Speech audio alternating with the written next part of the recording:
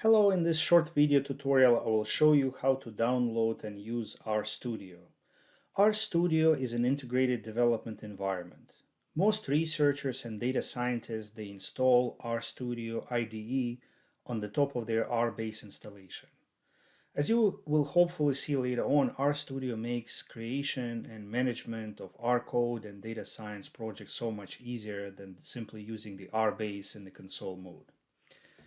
To download RStudio, you need to go to rstudio.com website. So you see this URL right here.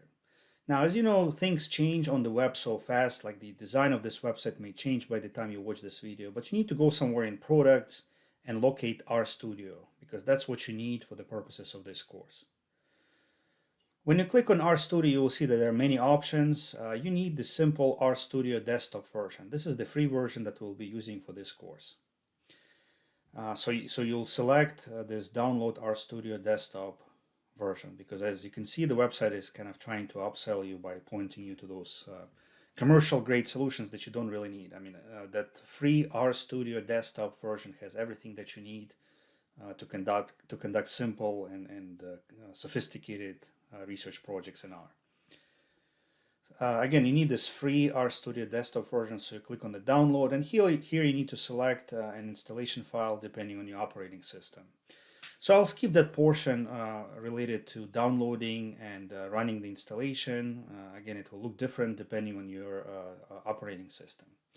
I will go to the, you can pause this video right now and just install and download and install it. What I will do, I'll just show you how the end result should look like. So once you install RStudio, you should be able to find it somewhere in your start menu if you're using Windows.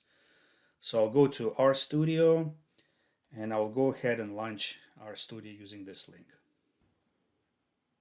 When you launch RStudio for the first time, the interface, the layout should look something like this.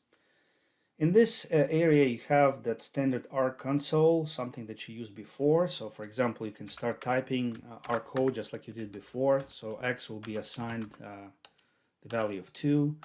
Y will also be assigned 2. And then you multiply X times Y, and 4 is your output. Okay. So you can do it like this, in this kind of fashion. Most researchers, they don't use the console in RStudio. Instead, they start an R file. So this is the R script file that contains your entire R script. So I went ahead and I created an R script file. So instead of typing it here in console, I will just type it here. And that allows you to edit, to save the file. It's much better than just doing things in the console. Although in the console, there is also like an editing feature. When you hit the up arrow, you'll go to your previous command. So this is how you can repeat command. But again, if you need to repeat execution of, I don't know, hundreds of lines of code, then this is not the way to go. This is too tedious to do it one by one. So I created an RStudio file. You can always go File, Save, or Save As. To save it somewhere, it will have .r extension. So I'll just type my code here.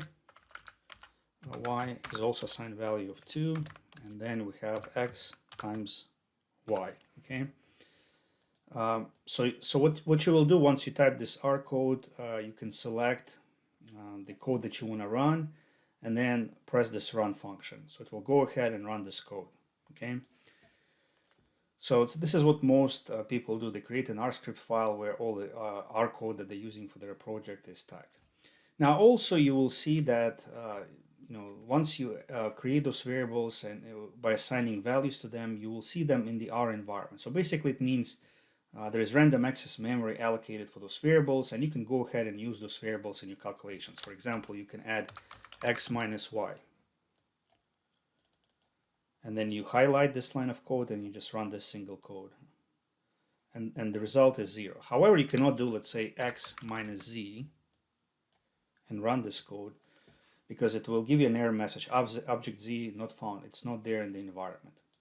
In the history, you see the overall history of your commands, what has been sent to R. In connections, in the connections tab, you can connect to external databases and retrieve data from there as opposed to reading files. And this is like tutorial area where R tutorials built with the help of Learn R package can be run. So this is what you see in this top right corner window. Now here you see another important window. The first tab shows you local files. So this is like this is for your convenience, so you can quickly see which files are available on your machine without doing it through the main operating system. Plots, this is where you'll create your visualizations like histograms, scatter plots, and you can export them into a PDF file or save as an image. Packages, a very important pane. So right now, the only package, so to speak, that is activated is RBase. That's what you're running. If you want to activate another package that is already installed, you need to click here. So it will load the package. Once you're done, you can unload this package so that your memory is freed. If you don't have a package that you need to install it using install packages command, and that's something we're going to talk about later. So this is the help area. This is where you can look up information about functions that you're using. And then the viewer area, it's like a web browser. This is for creating web browsing, web crawling applications so that you have like a simulation of a web browser right in RStudio without switching to another external web browser. So this is a very brief overview of RStudio environment. We'll talk more about some of the features that are available there as we go through this course. So thank you for listening.